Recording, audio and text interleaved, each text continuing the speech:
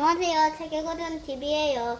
백일홍과 네권의 옛날 이야기를 읽어볼 거예요. 그럼 이야기 속으로 들어가 볼까요? 고고싱! 백일홍, 글 신지은, 그림 양은경.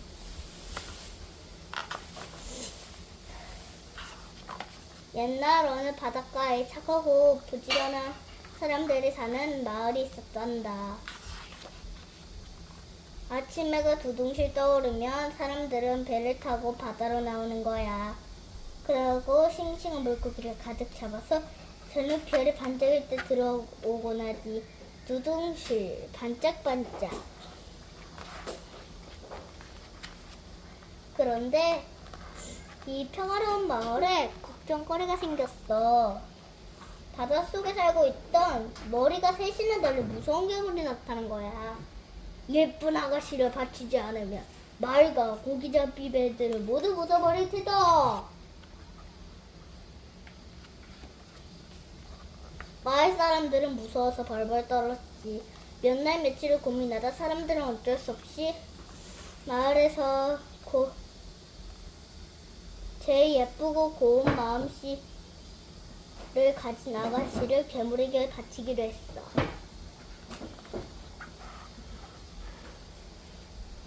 그날이 내일로 다가오자 아가씨들이 모두들 눈물을 흘렸지. 그런데 바다 저쪽에서 황금빛으로 반짝이는 배가 다가오는 거야. 그 배에 누가 타 있었냐고?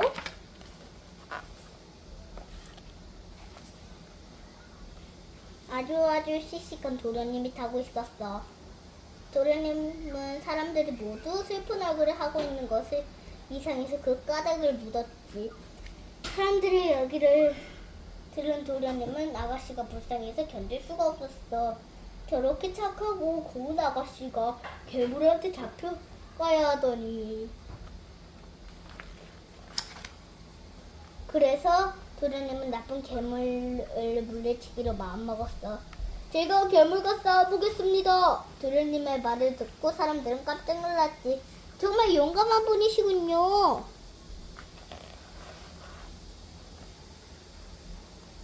마을 사람들이 용감한 도련님이 나쁜 괴물을 물리칠 수 있도록 신령님께 빌고 또 빌었지. 여기 신령님께 막 빌고 있네요. 목숨을 구하게 된 아가씨는 눈물이 방울방울 맺힌 눈으로 도련님을 보고 있었어. 고맙습니다, 도련님.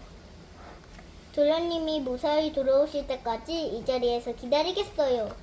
꼭 기다려주세요. 100일 안에 돌아오겠어요. 내가 괴물과 싸워 이기면 지금처럼 하얀 돛을 달고 올 거예요. 만약 괴물을 이기지 못하고 내가 죽는다면 붉은 돛이 달려있을 겁니다.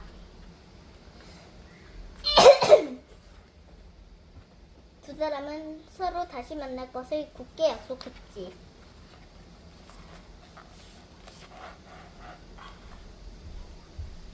도련님이 떠나고 아가씨는 날마다 푸른 바다만 바라보고 서 있었어. 도련님, 꼭 하얀 돛을 달고 돌아오셔야 해요. 아가씨는 날마다 간절한 마음으로 빌고 또 빌었지. 아가씨는 날마다 간절한 마음으로 빌고 또 빌었어. 하루가 지나고 이틀이 지나고 한 달이 지나고 두 달이 지나고 비가 올 때도 바람이 불 때에도 아가씨는 그 자리에서 도련님을 기다렸어.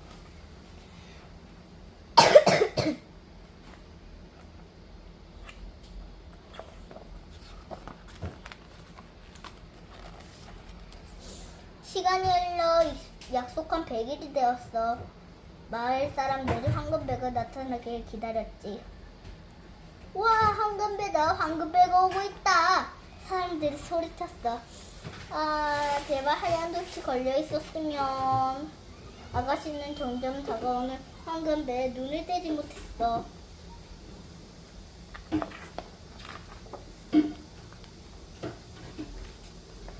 그런데 어쩌면 좋을까? 글쎄, 돛에는 붉은 돛이 달려있는 거야. 아, 이럴 수가. 아가씨는 자리에서 쓰러져 버렸어.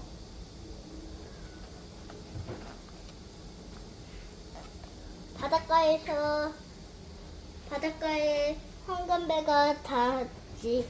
그런데 배 안에서 환한 얼굴 도련님이 다 튀어나오는 거야. 아가씨 무사히 돌아왔어요. 이게 어찌된 일일까? 보면 돛은 붉은 돛이 달려있었는데 도련님이 살아있으니 말이야.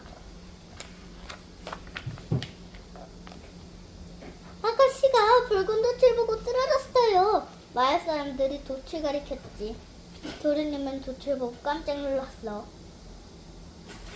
황금배에 달아놓았던 하얀색 돛이 괴물이 흘린 피에 붉게 물들어 있었던 거야.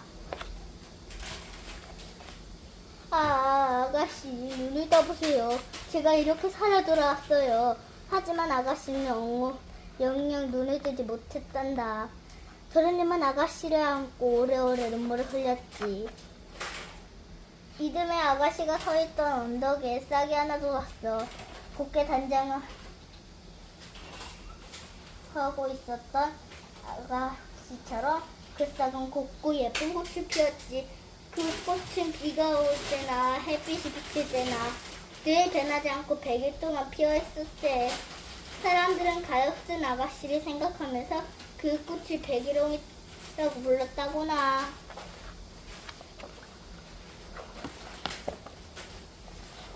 그럼 다음 이야기로 넘어가 볼까요?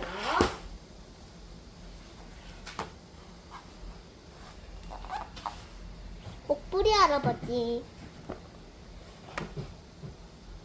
이것도 이렇게 찾아주신 분은 얘기하면은 계속 쿠폰 보내드립니다. 다음엔 얘기 안 할게요. 다 여기 그거 있으니까 다 보내주세요. 다 찾아야 돼. 하나만 찾았다고 다 찾아준 거 아닙니다.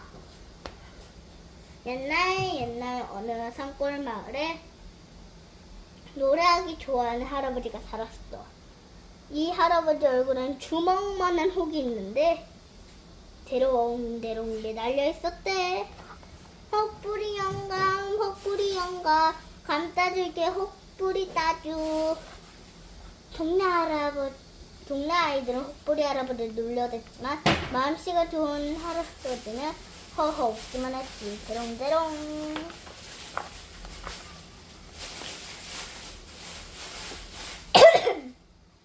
헛뿌리 할아버지네 옆에는 마음씨 고약한 할아버지가 살았어. 이 할아버지 얼굴에 중한 옥이 달려있었지. 대롱대롱 매달려서 심술부리 영감 감따줄게 심술부리 따줘. 동네 아이들이 할아버지를 놀려댔어. 그러면 심술부리 할아버지는 부지깽이를 휘둘러 아이들을 쫓아냈지. 하루는 헛뿌리 할아버지가 산으로 나무를 하러 갔지. 흥겹게 노래를 부르며 산속에 나무를 하다 보니 할아버지는 어느새 깊은 산속까지 들어왔어. 그래서 허둥지둥 집으로 돌아가려고 하다가 산을 내려가다 그만 길을 잃고 말았지 뭐야. 그때 희미한 새에서 나오는 한 집차가 보였어. 옳지, 여기서라도 하룻밤 자야겠군. 헛뿌리 할아버지는 캄캄한 밤에서 숲길을 걸어 집을 찾아갔어.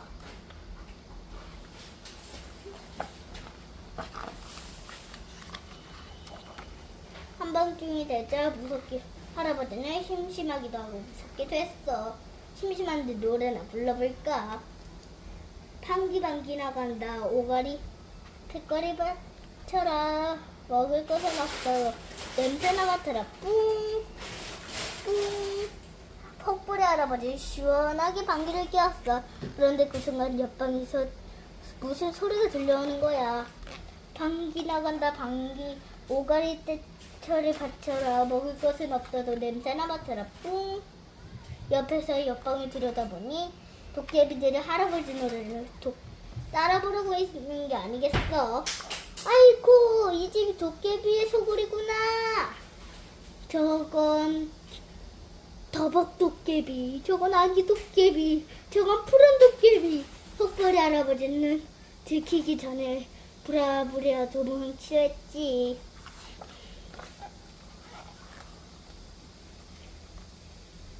하지만 도깨비들이 우르르 몰려서 와서 할아버지 앞을 막아섰어. 할아버지, 노래 한 곡만 불러주세요. 할아버지는 덜덜 떨렸지만 꾹 참고 나무 타령 불러주지. 나무 무슨 나무, 십리정을 오리나무, 19의 스무나무, 99 백약나무, 가닥보니 가닥나무, 오다보니 오동나무, 너구너구 살구나무, 따끔따끔 가시나무, 갓난아기 자작나무, 앵돌아저 앵두나무, 바람 솔솔 솔나무, 방귀 뀌는 뽕나무, 입맞추자 쪽나무, 낮에 봐도 밤나무. 얼씨구 신난다. 도깨비들이 할아버지 장단을 맞추었어. 헛부리 할아버지와 도깨비들은 밤새도록 덩실덩실 춤을 추며 신나게 놀았지.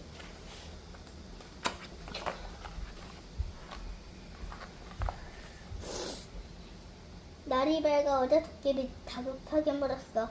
할아버지 재밌는 노래에서 어딘 나와요? 그야 내 목청에서 나오지. 할아버지 얼굴에 달린 게 노래주머니 아니에요? 할아버지 아니 그냥 이건 혹이지.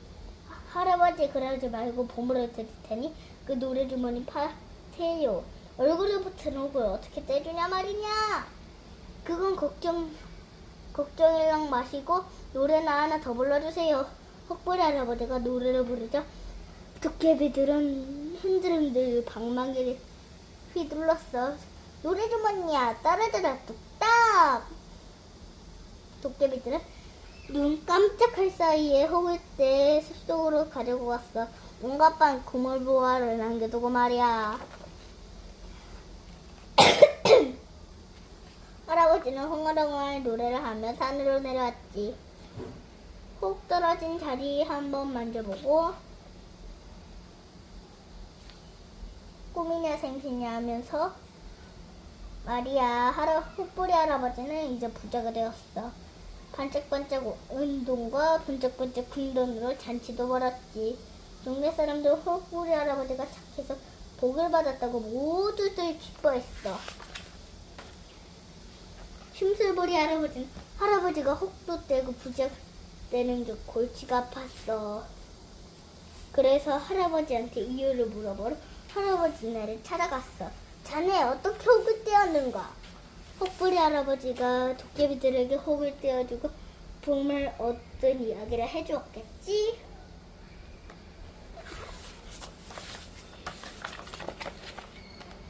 이야기가 끝나자마자 심술부리 할아버지는 산으로 갔어. 심술부리 영감 감싸줄게.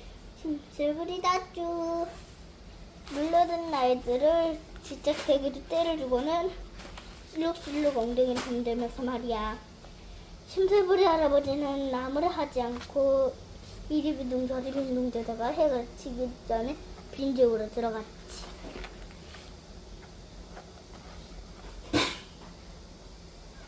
드디어 한밤중이 되었지. 심술부리 할아버지는 도깨비들이 들으려고 듣기 싫은 목소리로 목청껏 노래 불렀어.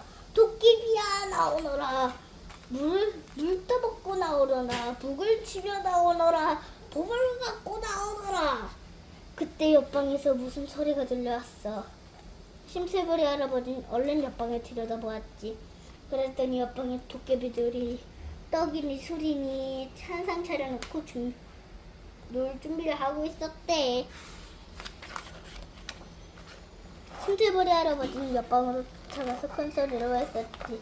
노래주머니 사시오. 노래주머니 사시오. 내 혹은 금원보아 두 자론 주어야 하고. 아니 영감이 누구를 속이려고. 우리가 또 속을 줄 알아? 도깨비들을 투덜대면 심술부리 할아버지에게 몰려들지 뭐야.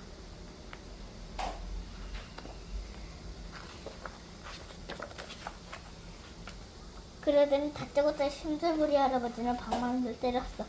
이 혹도 맞아붙어라. 뚝딱. 이게 웬일이야? 심세부리 할아버지 얼굴에 혹이 하나, 주먹만한 혹이 하나 더 눌러놨어. 심세부리 할아버지는 무서워서 저희다 떨기만 했지. 도깨비는 날이 밝아오자 숲속으로 떠났어. 심세부리 할아버지는요, 엉엉 울면서 산에 내려왔어. 오른쪽 얼굴에 붙은 혹 한번 만져보고 왼쪽 얼굴에 붙은 혹 만져보고 하다가 저녁 때가 되어서야 집으로 돌아왔지. 마음 착한 혹부리 할아버지는 혹을 떠내고 오래오래 잘 살았어. 하지만 심술부리 할아버지는 창피해서 밖에도 못 나오고 살았지. 혹 뒤로 갔다고 혹이 붙이고 왔다는 말이 이렇게 해서 생기고 왔다는 거야. 이야기 끝. 또 다른 책을 읽어줄게요. 잠깐만요. 엄마가 물 한 컵만 줘.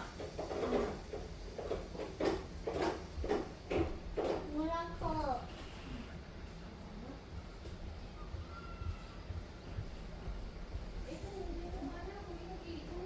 아니 엄마 아직 안 끝났어. 그리고 물 한 컵 달라고 했어.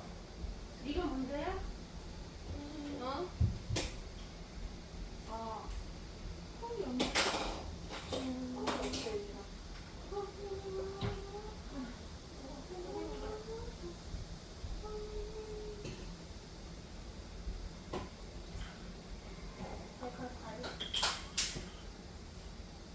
엄마 밖에 먼저 한번 나갔다 와야겠다. 왜? 원수는 쓰레기 줘. 알았어. 어? 알았어. 장화홍련. 오, 됐다. 장화홍련. 글 김남준. 그림 이승원. 이것도 나중에 찾아 보내주세요. 옛날 평안도 남들이 철산에 남들이 부러워할 정도로 사이좋은 부부가 살았어. 그런데 이 부부에게는 단 한 가지 걱정이었어. 바로 아이가 없다는 것이었지.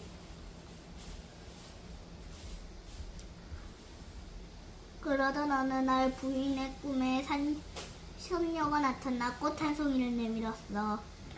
꿈 이야기를 들은 남편은 뛰듯이 기뻤지. 틀림없이 아기가 생긴다는 꿈이요. 드디어 우리에게 자식이 생긴다 여보.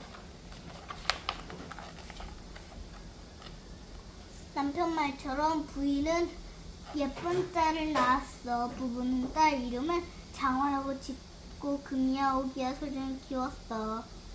몇 년 뒤 부인은 또 딸을 낳았어. 둘째 딸 이름은 홍련이라 지었지. 장화와 홍련. 콩 한 쪽도 나누어 먹을 정도로 사이가 좋았어. 부부는 따라갈까 만지면 깨질까 두 딸을 보물처럼 아꼈단다. 내 식구의 가득한 웃음소리가 매일 담을 타고 온 마을에 울려 퍼졌대.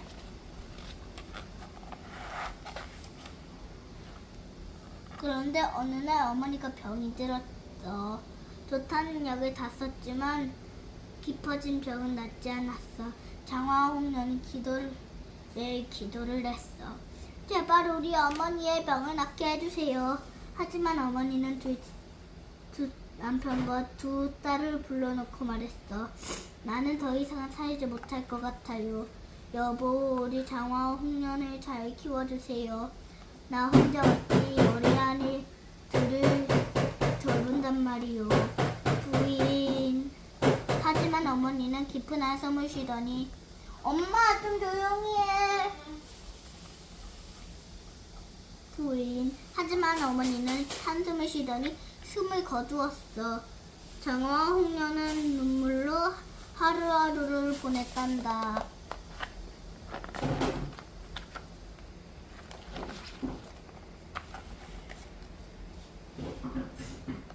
세월이 흘러 아버지는 새로 장가를 들게 됐어. 장화홍련의 새어머니는 무섭게 생긴 사람이었어.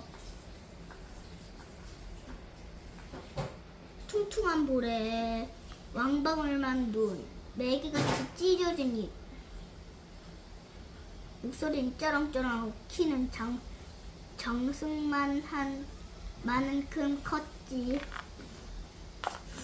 게다가 버럭버럭 화를 달래서 사람들이 벌벌 떨게 있었단다. 그래도 아버지는 새어머니와 잘 지내면 아들 셋도 낳았지. 아버지는 아들 셋을 귀여워했지만 요즘 장화 홍련도 예뻐했어. 새어머니는 그게 기분 나빴지.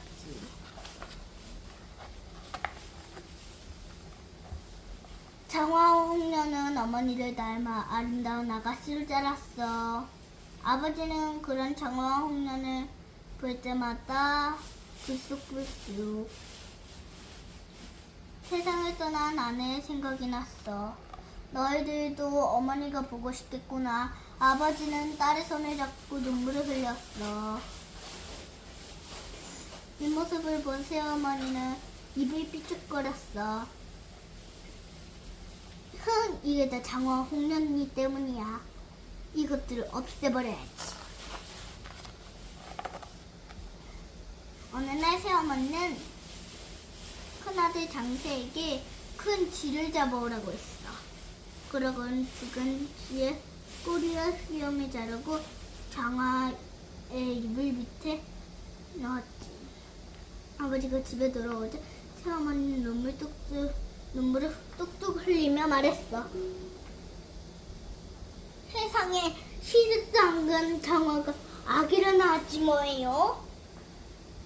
깜짝 놀란 아버지가 장화의 밑을 보니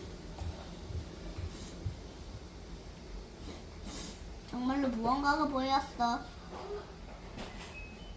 아니 어찌 이런 일이. 그러자 새어머니가 눈을 반짝이며 말했어. 장세를 시켜 장화의 산 속에 연못에 밀어 넣읍시다.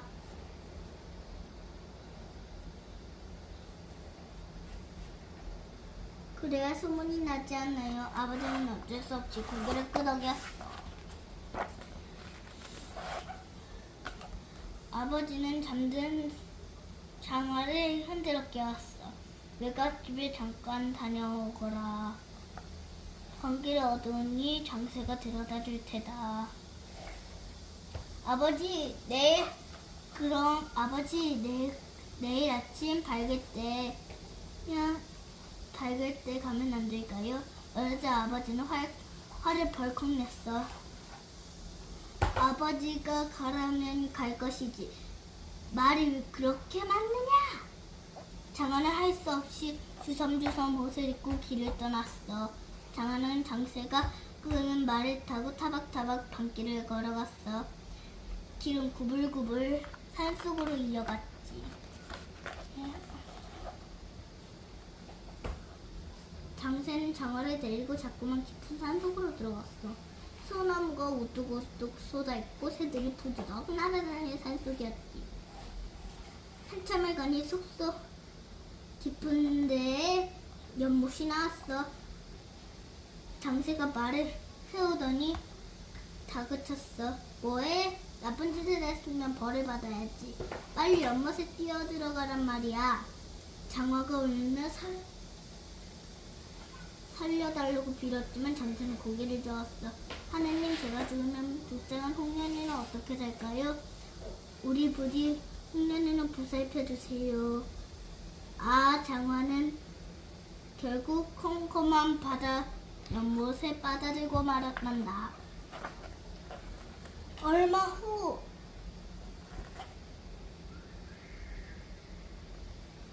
후 연못 물소리가 가라앉자 장세는 손을 툭툭 털고 일어났어.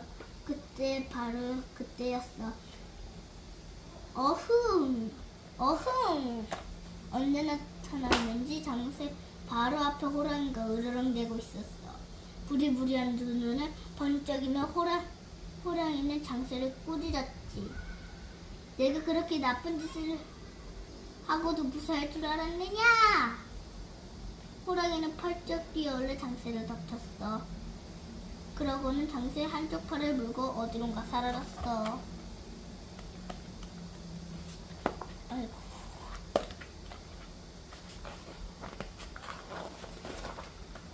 호랑이에게 팔을 물린 장새는 며칠을 끙끙 앓다가 겨우 일어났어. 화가 난 새어미는 홍룡도 맞아 없애려고 마음먹었지. 장화 때문에 우리 장새가 다친 거야. 어디 두고 보자. 한편 홍룡은 언니가 스스로 돌아오지 않자 걱정이 이만저만이 아니었어. 장화는 스스로의 연못에 뛰어들었어. 벌써 죽었을 텐데 뭐하러 기다려?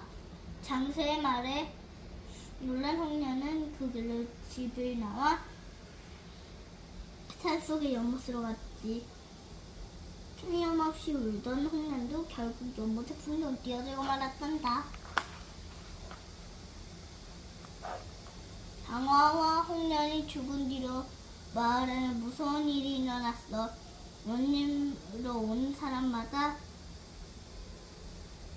모두 첫날 밤을 넘기지 못하고 죽는 거야. 평안철도 철산에는 귀신이 나타난다며 철산 원님은 모두 죽어 나갔다고 하더군.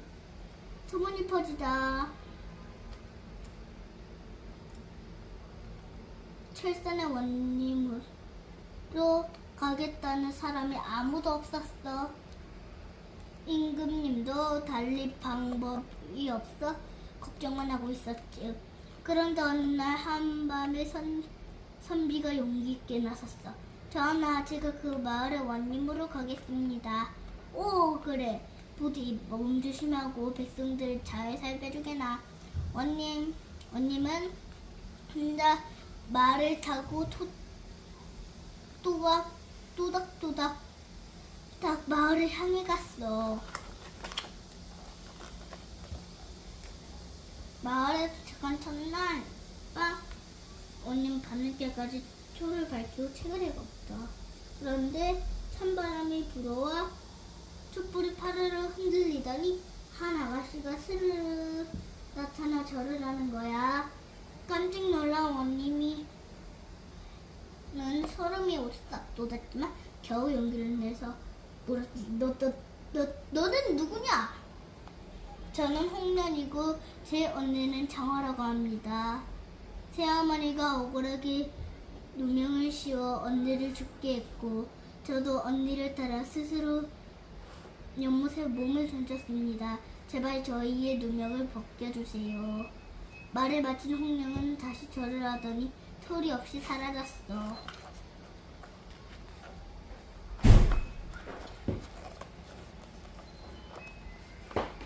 다음날 원님은 이방에게 장화와 홍련의 부모를 잡아들이라고 명했어.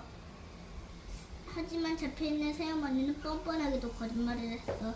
장화가 혼인도 하지 않고 아이를 낳아 야단을 쳤으니 제 스스로 연못에 빠져 죽은 것입니다.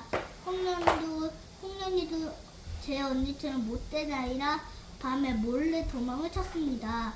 홍련이도 제 언니처럼 여기 장화가 낳은 아기입니다.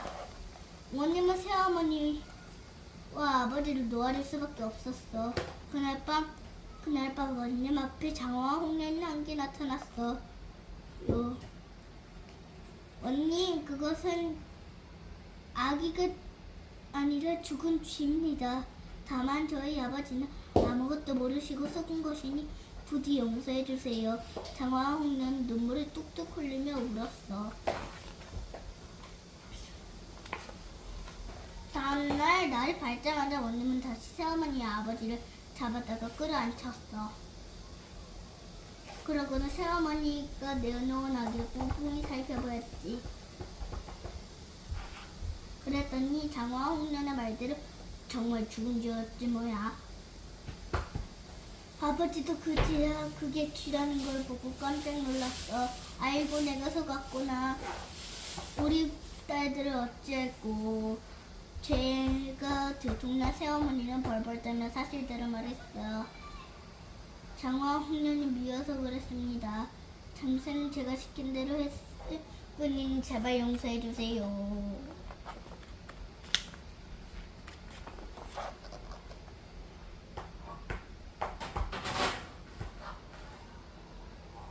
모든 것을 알게 된 원님은 큰 소리로 명령을 내렸어.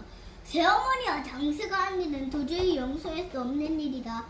아버지의 죄도 크나 장화와 홍련의 청이 있으니 특별히 풀어주겠다. 새어머니와 장세는 벌한 원님을 산속의 연못으로 갔어. 여봐라, 이 연못에 물을 다 퍼내어라. 연못에 물을 다 퍼내어자 장어와 홍련이 나란히 누워있었어. 원님은 장어와 홍련을 양지 바른 곳에 잘 묻어두었지.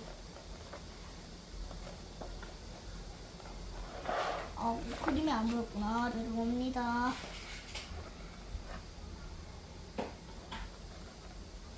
한편 하루아침에 가져버리는 아버지는 외롭고 슬펐어.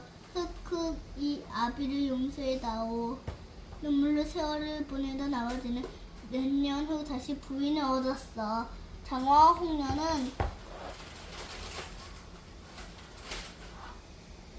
홍련의 어머니처럼 참 착하고 현명한 부인이었지. 하루는 아버지가 꿈에 장화와 홍련이 나타나 절을 하고 갔어. 부인의 꿈에도 선녀가 나타나 연꽃 두 송이를 주며 건네 말했지. 이 꽃들은 장화와 홍련이니 잘 키워보아라. 부인은 정말로 얼마 후에 쌍둥이를 낳았어. 물론 이름을 장화 홍련이라고 지었대.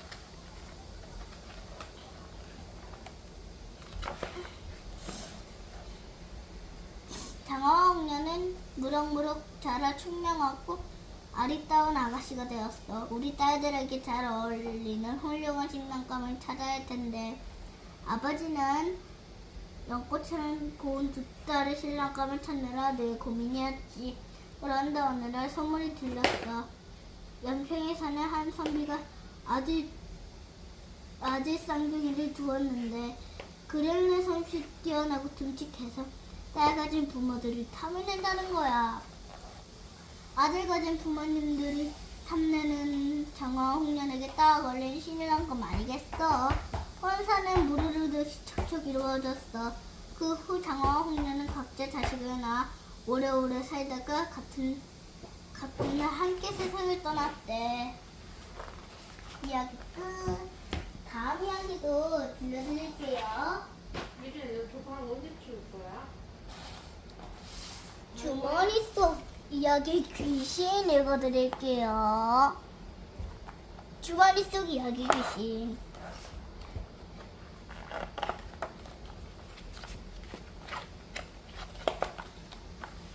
주머니 속 이야기 귀신. 글 섬안나, 그림 김창희.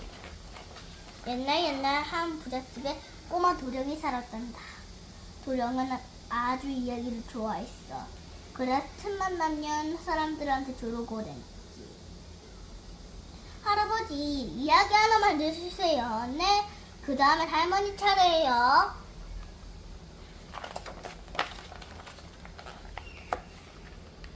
도령은 한 가지 이상한 버릇을 가지고 있었어. 재미있는 이야기를 들을 때마다 허리에 차고 있던 주머니에 대고 조곤조곤 들은 이야기를 다시 하는 거야. 그러곤 엄마! 그러고 나서 얼른 주머니를 꽁꽁 묶어버렸지. 야, 이야기 하나 또 벌었다. 하지만 도령은 남의 이야기를 듣기만 하고 들은 이야기를 남에게 해주지 않았단다. 그러니까 한번 주머니 속에 들어간 이야기는 다시는 바깥으로 나오지 못한 거지. 어느덧 세월이 흘러 도령도 장가를 가게 되었대. 그런데 혼인 전날 밤의 일이야. 마당새가 아궁이에 불을 떼고 있는데 어디서 소곤소곤 거리는 소리가 들려오는 거야. 아무도 없는데 어디서 나는 소리일까? 마당새는 귀를 쫑긋 세우고 주위를 살폈어. 그러더니 세상에 벽에 걸려있는 도령의 주머니에서 말소리가 나오지 않는 게 있어. 어쩌다. 이것 봐, 내 도령이 장가를 간다는데 이대로 있을 순 없잖아. 우리를 주머니에 가득 죽인 풀이를 해야지. 맞아. 박수 소리가 짝짝짝 터져나왔어. 내 신랑이 말을 타고 신부집으로 갈 때 난 먹음직스러운 산떼기가 돼서 기다릴게. 나를 따먹으면 죽게 할 거야. 다른 이야기 귀신이 말을 했어. 만약 내가 실패하면 나는 옹달생이 되어서 기다릴게. 한 모금이라도 마시면 죽을 거야. 잠깐만요. 엄마, 나 휴지 놓고 좀 풀게.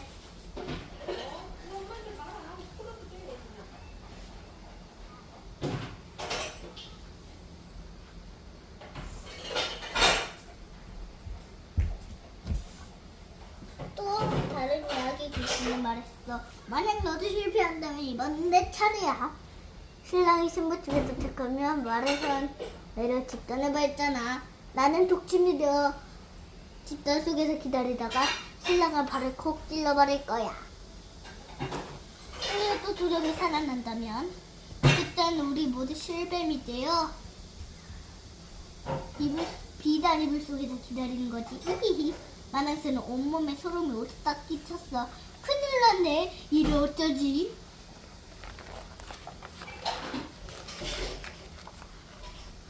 다음날 아침 마당새는 도령에게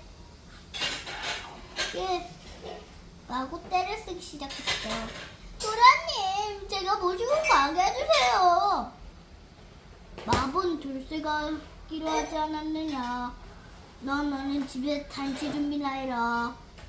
안 돼요. 제가 꼭 가야만 해요. 제발 같이 가게 해주세요. 예? 허허, 그거 참. 마당새는 마침내 허락을 받았지. 잠깐만요.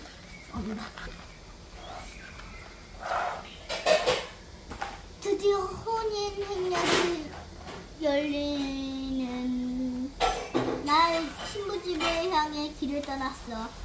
들길로 집어들어 얼마쯤 갔을 때야. 길가에 빨간 산딸기가 탐스럽게 익어 있었단다. 참 먹을 씹스럽구나.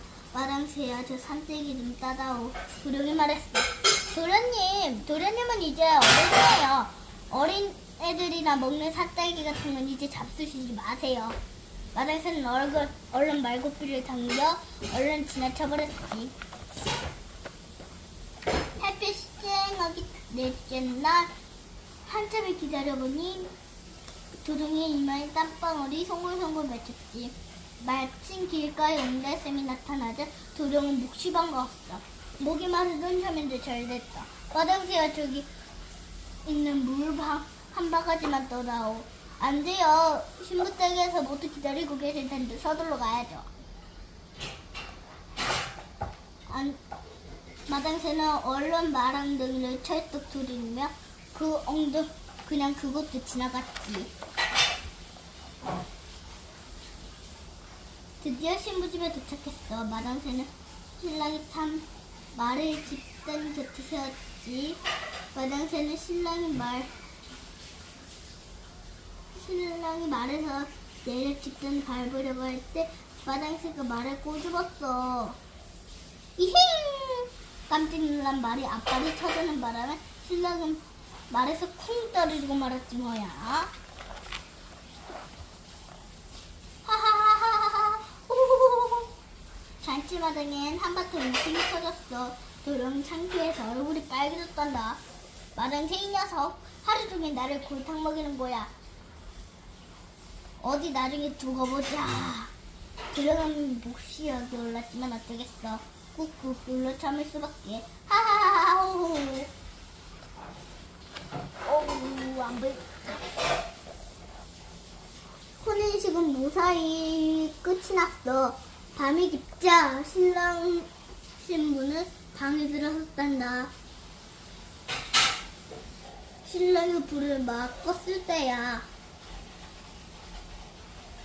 갑자기 방문을 확 열고 시커먼 그림자가 쑥 뛰어들어왔어. 그것도 커다란 칼을 들고. 누구냐? 놀라지 마세요. 저 마당새예요. 마당새 네 이놈. 지금 무슨 짓이냐? 이유는 나중에 말씀드릴게요. 두 분 얼른 밖으로 나가세요. 얼른요. 다짜고짜 신랑을 내쫓은 마당새는 먼저 불을 환하게 켰어. 그리고 비단의 불을 확 젖혔지. 그랬더니 실뱀이 우르르 뱀을 모두 없자 마당새는 신랑에게 지금까지 있었던 일을 차근차근 설명했지. 사실을 알게 된 신랑은 몹시 고마워했지. 놀란 신부도 마당새에게 고맙다는 인사를 했어. 신랑은 마당새의 종문서를 없애주고 좋은 집에 논밭까지 사과로 주었지. 그리고 주머니 속에 걸친 이야기들을 풀어주었어. 신이 난 이야기들을 멀리 활활 날아갔단다. 종문서 뜻이 모르는 친구들을 위해 종문서 알려드릴게요. 종문서는 신분이 가장 낮은 종이라고 기록해놓은 종인데요. 이제 무슨 뜻인지 이해됐나요? 네. 그 뒤에도 신랑은 여전히 이야기를 좋아했어. 하지만 예전처럼 이야기는 주머니 속에 가두지는 않았대. 사람들한테 더 재미있게 만나게 이야기를 꼭꼭 들려주었단다. 이야기가 갑갑해서 귀신이 되도록 하지 않도록 말이야. 너도 이 이야기를 다른 사람한테 꼭 들려줘야 해. 이야기들은 꼭 돌아다녀야지 살 수 있다는 말도 빼먹지 말고. 알았지? 이야기 끝. 오늘은 동화 끝입니다. 나중에 만나요. 안녕.